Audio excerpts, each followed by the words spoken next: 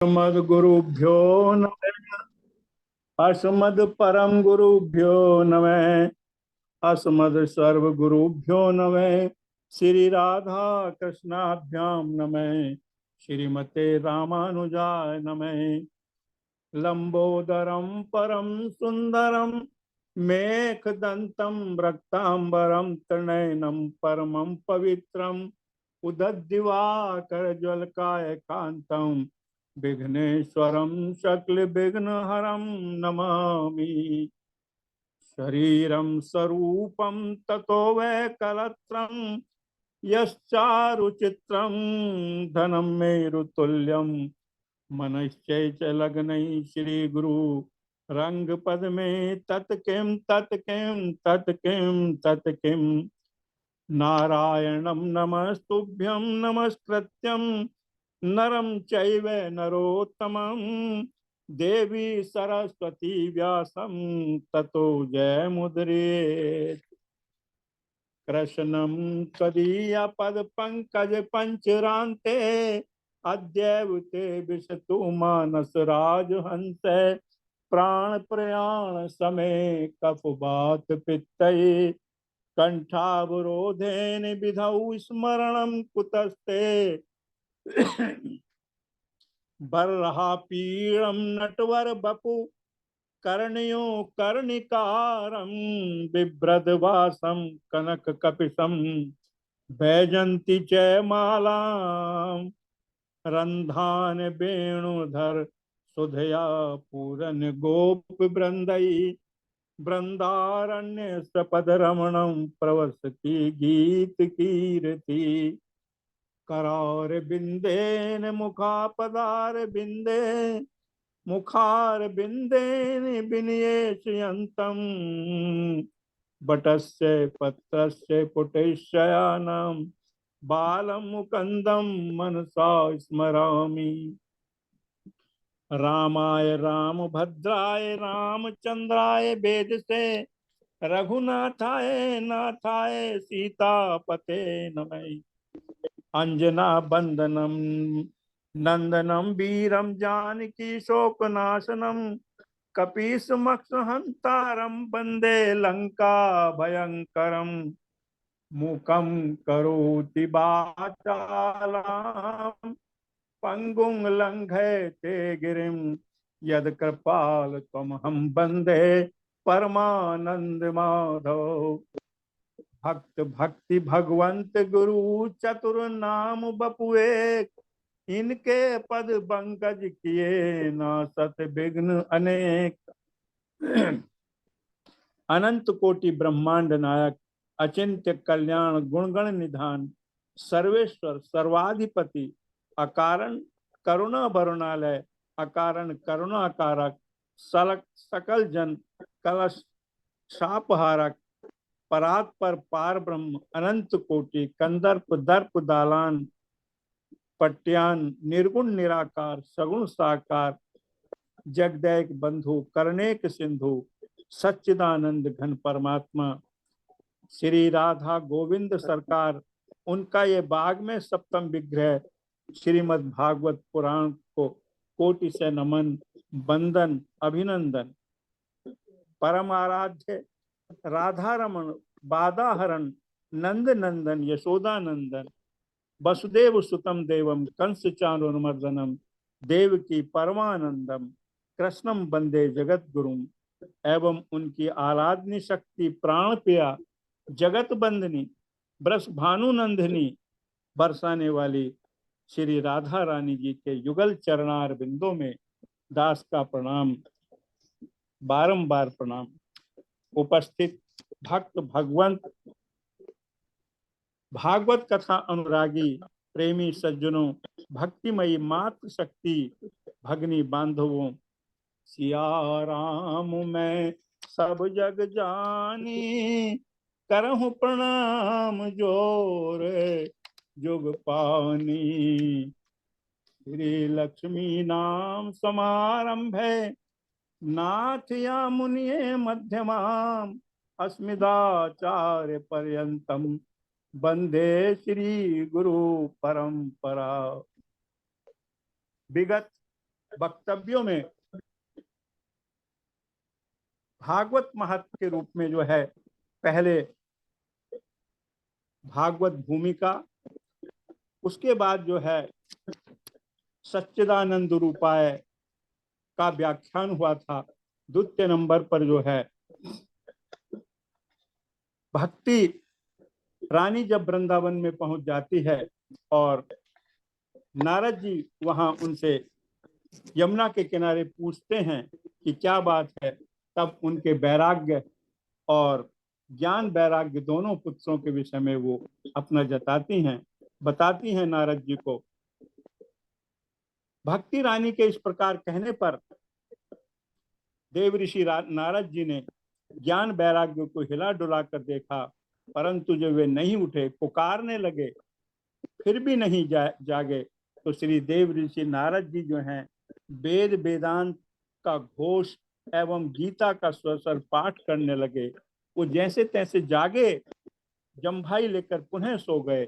यह देख देव ऋषि जो हैं अत्यंत चिंतित हो गए और फिर गोविंद गोविंद हरे मुरारे, गोविंद गोविंद हरे मुरारे, गोविंद का चिंतन करने लगे।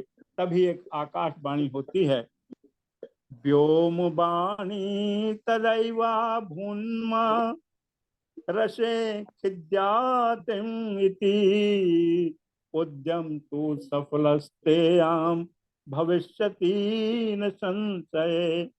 हे देव ऋषि नारद, आपका उद्यम सफल होगा, इसमें कोई संदेह नहीं है। इसके लिए आपको सत्कर्म सत्प्रयास करना पड़ेगा और यह सत्कर्म आपको संत पुरुष ही बताएंगे। देव ऋषि नारद विचार मग्न हो गए। आकाशवाणी ने भी गुप्त रूप से इंगित इशारा किया, वह कौन सा साधन है जिसे करने से ज्ञान वैराग्य की चैतन्यता दूर होगी।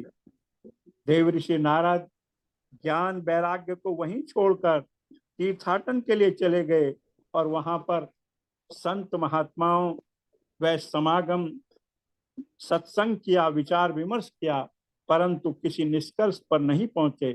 तब देव ऋषि नारद जी ने तपस्या करने का निर्णय लिया, क्योंकि तपस्या तप बल रचे प्रपंच विधाता, तप बल विश्व सकल जग त्राता, तप बल रुद्र करे संघारा, तप बल शेष धरी मई मार बारा।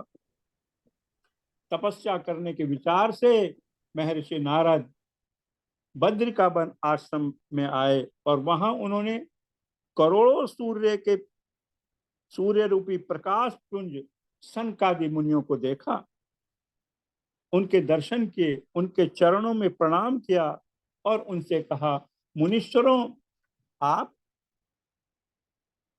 हरि शरणम में भी नित्यम ऐसा मुखे बचा, अतः काल समादिष्टम जरायुष्मान बाधते। आप तो निरंतर हरि शरण का जाप करते रहते हैं, ऐसा अपने मुख से जो है इनका जाप करते रहते हैं, अतः काल समाधि से आपको जो है वो जरा अवस्था भी नहीं आई है, आप बाधित नहीं कर सकता आपको वृद्धावस्था। आप 5 वर्ष के ही लगते हैं, लेकिन पूर्वजों के पूर्वज हैं। प्रभु आपके भूभृंग मात्र से भगवान श्री हरि के द्वारपाल जय और विजय बैकुंठ से धरती पर गिर पड़े थे और जिन्होंने आपकी ही कृपा से पुनः बैकुंठ को प्राप्त किया। मुनीश्वरों, उस आकाशवाणी ने जिस साधन के विषय में कहा, वह कौन सा साधन है ताकि ज्ञान और वैराग्य को चैतन्यता प्राप्त हो। शंकादि मुनीश्वरों ने कहा, महर्षि आप प्रसन्न हो जाइएगा, चिंता त्याग दो, वह साधन अत्यंत सरल है और पहले से ही विद्यमान है। सत्कर्म सूचको नूनाम ज्ञान यज्ञ स्मृतो बुधई, श्रीमद् भागवतालाप सतु गीता सुकादिपि।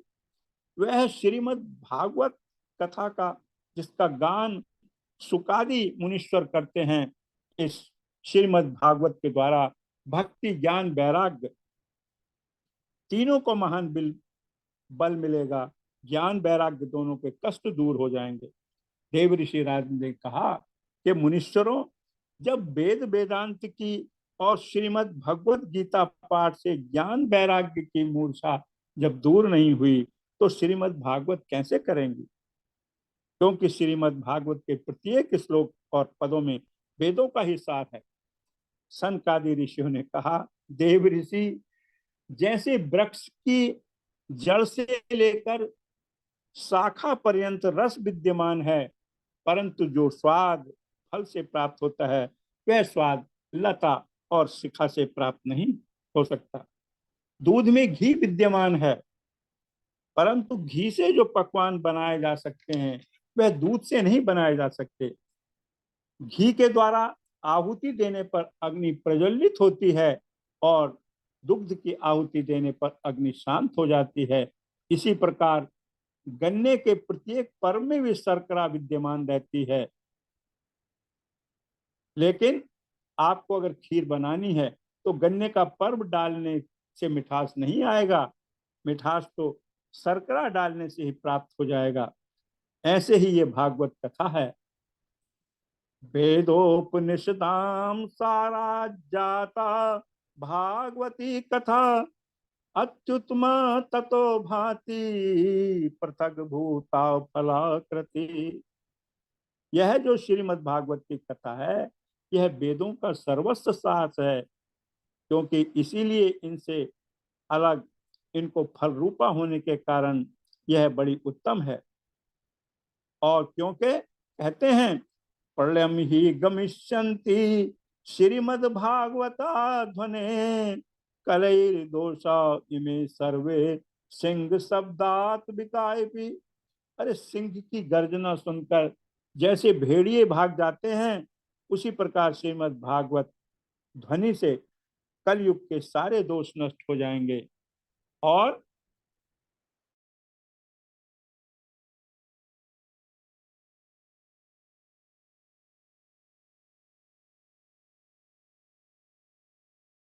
विरागाम स्थापन्य प्रकाशितम। श्री व्यास जी ने श्रीमद् भागवत पुराण की रचना भक्ति, ज्ञान, वैराग्य की स्थापना के लिए ही की है। पूर्व काल में जिस समय वेद व्यास खिन्न होकर अज्ञान समुद्र में गोते लगा रहे थे, तब आपने ही नारद जी 4 श्लोकों में इसका उपदेश दिया था। फिर आपको आश्चर्य क्यों? आप क्यों संदेह कर रहे हैं और हमसे प्रश्न कर रहे हैं? मुनीश्वर का कहना सुन श्री नारद जी चिंता मुक्त हो गए और सनक नंदन सनातन कहते हैं, श्रीमद् भागवतम श्राव्य शोक दुख विनाशनम। अतः आपको शोक दुख विनाशक श्रीमद् भागवत पुराण सुनना चाहिए। देव ऋषि जी ने पूछा, मुझे यह कथा कहाँ करनी चाहिए, किस स्थान पर करनी चाहिए? सनकादि मुनीश्वर कहते हैं, श्रृणु नारद बक्ष्यामो बिन ग्राम बिन ग्राम विवेक ने, गंगा द्वारे समीपे तू तटमानंद नामकम। अरे गंगा द्वार हरिद्वार के समीप में आनंद नामक तट है, वहां नमीन और कोमल बालुका के ऊपर मंच बनाओ और भागवत की कथा प्रारंभ करो। देव ऋषि ने सनकादि मुनीश्वरों को व्यास रूप में उन्होंने चयन किया, वरण किया और उन्हें अपने साथ हरिद्वार ले आए। वहां बड़ा सुंदर मंच बनाया गया, व्यास गद्दी बनाई और उसमें सनकादि मुनीश्वरों को बैठाला। सनकादि मुनीश्वरों ने जैसे ही श्रीमद् भागवत कथा का आरंभ किया, त्रिलोकी में हल्ला मच गया। वहां से जो है ब्रह्मा आदि सभी देवता, भृगु वशिष्ठ चयन आदि ऋषि, वेद वेदांत मंत्र यंत्र तंत्र और 17 पुराण और तत्रैव गंगा यमुना च बेणी गोदावरी सिंधु सरस्वती च बसंती सर्वाणि तीर्थानि तत् अच्युतो द्वार कथा प्रसंग है। सभी तीर्थ मूर्तिमान होकर के कथा सुनने के लिए प्रकट हो गए। जब भगवान श्री हरि की कथा होती है, वहां गंगा आदि समस्त नदियां तीर्थ भी मूर्तिमान होकर प्रकट हो जाते हैं। दीप देव ऋषि नारद जी ने सभी को आसन दिया तथा सभी जय जयकार करने लगे। सनकादि मनुष्यों ने भागवत की कथा महिमा का वर्णन आरंभ किया। सनकादि कहते हैं, सदा सेव्या श्री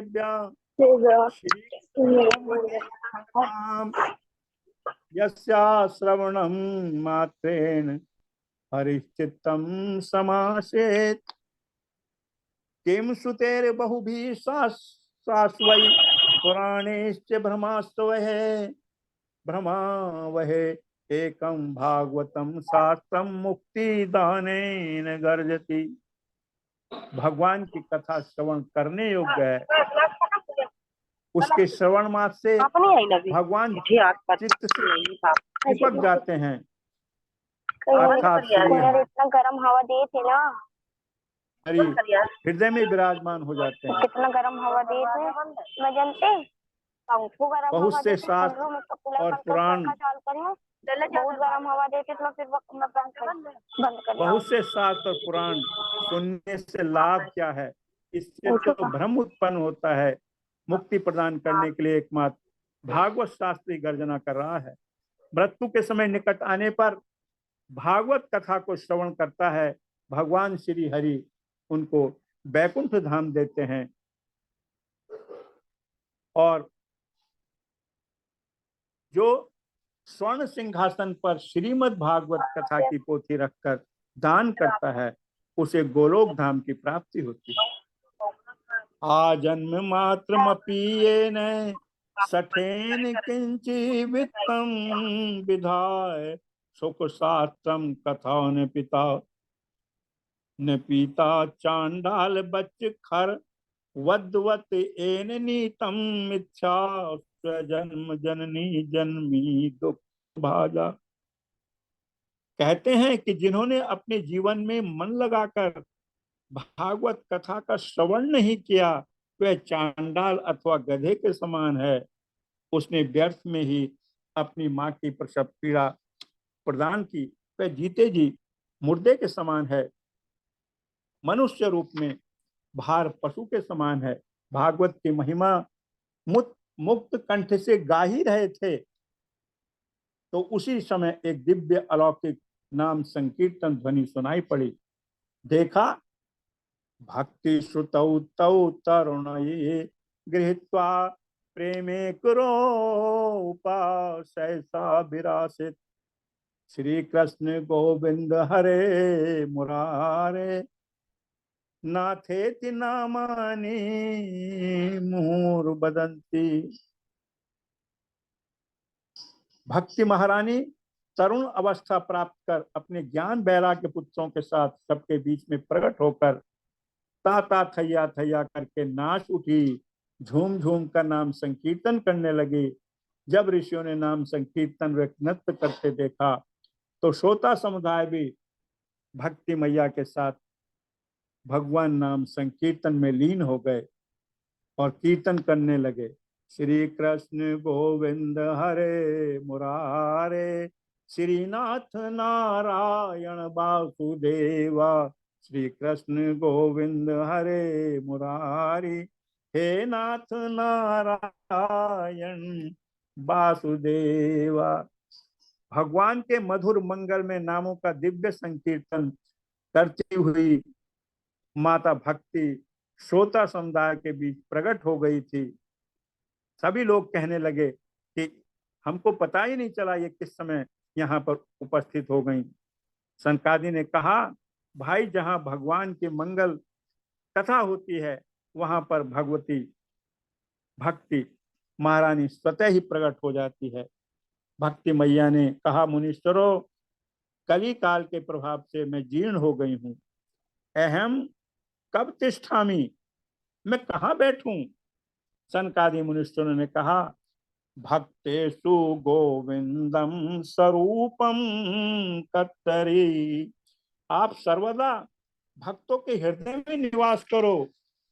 बोलिए भक्ति महारानी की जय। सकल भुवन मध्य निर्धनास्ते अपि धन्य निवसति हृदयम तेषाम श्री हरि भक्ति रेखाम। हरिरपि निज लोकम सर्व धावो सर्वथा तो विहाय प्रवसति हृदयम तेषाम भक्ति सूत्रोपनदय। संपूर्ण त्रिभुवन में जो लोग निर्धन होकर भी धनवान हैं, जिनके हृदय में भगवान श्री हरि की एकमात्र भक्ति निवास करती है, क्योंकि भगवान जिस भवन में भक्ति को देखते हैं वह अपना लोक त्याग कर उन भक्तों के हृदय में आकर विराजमान हो जाते हैं। एक बार सरकार अगर विराजित हो गए तो फिर भक्त कितनी भी कोशिश कर ले, निकलने वाले नहीं हैं। भाई भवन सुंदर हो, भगवान की प्रिया भक्ति से समन्वित हो, तो भला भगवान कैसे कब्जा ना करें। जब देखते हैं इस भवन में काम क्रोध मद लोभ मोह मत्सर ईर्षा द्वेष छल कपट आदि सेना की कतार लगी है, तो रिक्त जगह न पाकर मेरे गोविंद मेरे ठाकुर वहां से लौट जाते हैं। परंतु जब भवन खाली होने के साथ साथ सुंदर हो सजा हो, उस भवन में अपनी प्राण प्रिया भक्ति देवी का भी दर्शन हो जाए, तो फिर भगवान अपने को रोक नहीं पाते हैं, तुरंत आकर विराजमान हो जाते हैं।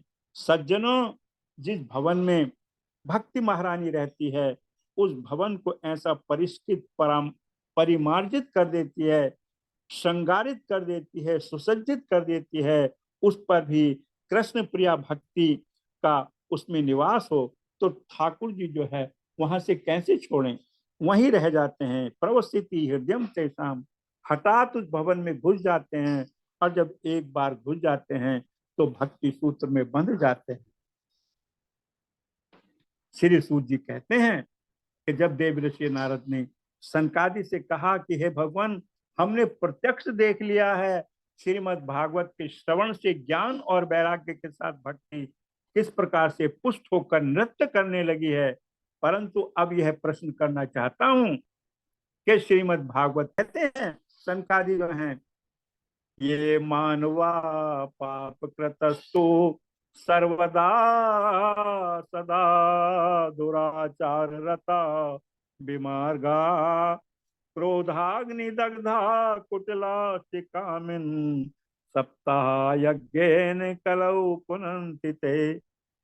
ये मानवा पाप कृतस्तु सर्वदा सदा दुराचार रता विमार्गा क्रोधाग्नि दग्धा कुटिलास्ति कामनी सप्ताह यज्ञेन कलौ पतन्ति ते। जिसने जीवन में पाप के अतिरिक्त कुछ नहीं किया है, जो अत्याचारी है, दुराचारी है, भ्रष्टाचारी है, पापाचारी है, और अपने जीवन को इसी काम के लिए समर्पित कर दिया है, ऐसा महापापी कदाचित जीवन में एक बार भी कथा न सुन पाए, और मरने के बाद भूत प्रेत की योनि में जाकर सुने तो भी वह परम पावन हो जाता है। भगवान उसको जो है स्वीकार कर लेते हैं, अपने धाम को बुला लेते हैं।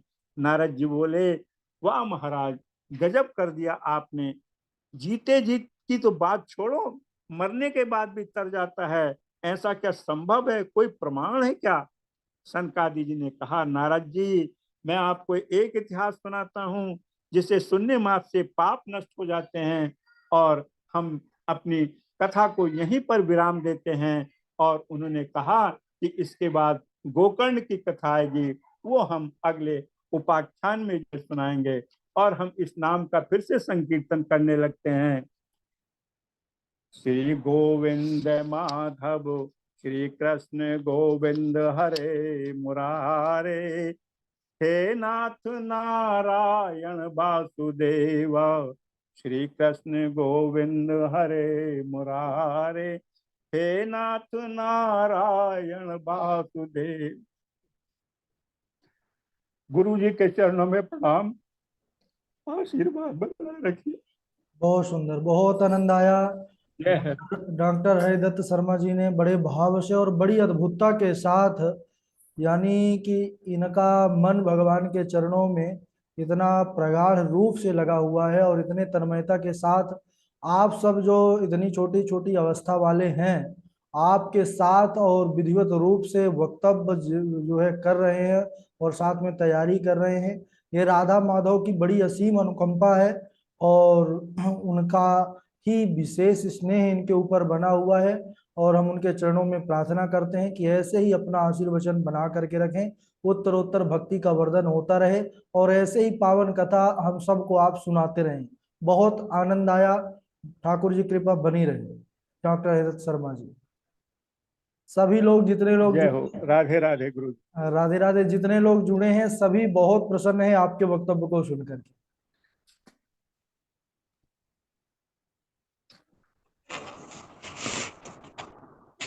चलिए, बहुत आनंद आया।